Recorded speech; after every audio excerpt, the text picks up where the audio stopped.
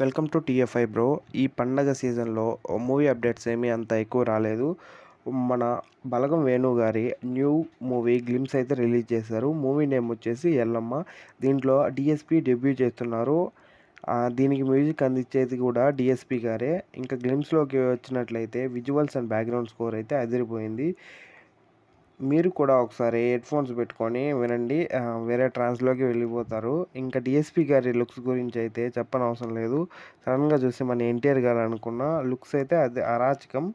లాస్ట్‌గా ఈ మూవీ అందరి హీరోల చేతి నుండి మన డీఎస్‌పీ గారికి వచ్చింది.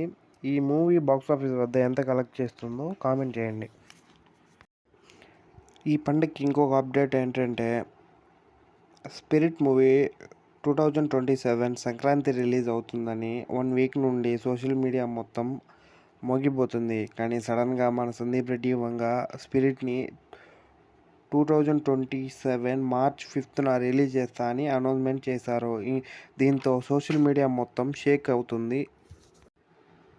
ఈ సంక్రాంతికి రిలీజ్ అయిన సినిమాలు బాక్సాఫీస్ వద్ద ఎంత కలెక్ట్ చేసాయో తెలుసుకుందాం. ముందుగా 'రాజాసాబ్'. ఈ 'రాజాసాబ్' జనవరి 9న వరల్డ్ వైడ్‌గా రిలీజ్ అయింది. ఇది 10 డేస్ కలిపి టోటల్‌గా 194 క్రోర్స్ దాకా కలెక్ట్ చేసింది.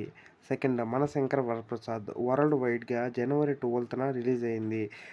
7 డేస్‌కి కలిపి టోటల్‌గా 261 crores worldwide gross collect చేసింది.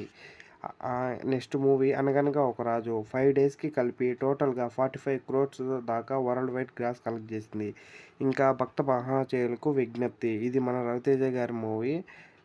జనవరి 13న రిలీజ్ అయింది. 6 డేస్‌కి గాను 9.7 crores worldwide gross collect చేసింది. ఇంకా లాస్ట్‌గా 'నారి నారి నడుమ నారి' ఇది జనవరి 14న రిలీజ్ అయింది. 5 డేస్‌కి గాను 18.5 క్రోర్స్ దాకా వరల్డ్ వైడ్ గ్రాస్ కలెక్ట్ చేసింది.